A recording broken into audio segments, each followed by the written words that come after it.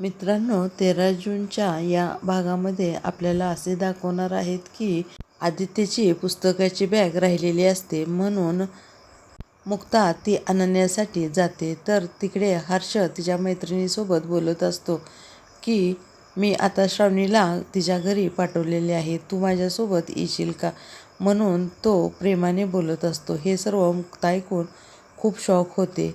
मग ते असे ठरवते की ही गोष्ट आपण सागरला सांगितली पाहिजे, जेणेकरून श्रावणीचे आयुष्य वाचले पाहिजे. तिला ही गोष्ट खूपच खटकते.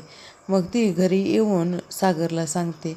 सागरला सांगितल्यानंतर सागरही खूप शॉकमध्ये होतो.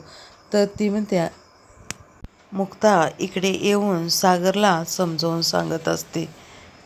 तर सागर यावरती चिडतो आणि म्हणू लागतो, आपण सागर काहीतरी केले पाहिजे. सागर म्हणतो, आपल्याला काय तिच्याशी घेणं देणं, तिचं काही का होईना.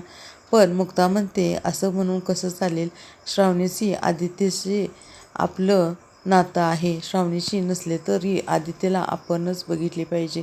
जर श्रावणी हर्ट झाली तर आदित्य नक्कीच हर्ट होणार, त्यालाही दुःख वाटणार, म्हणून आपण ही गोष्ट जाऊन श्रावणीला सांगितली पाहिजे.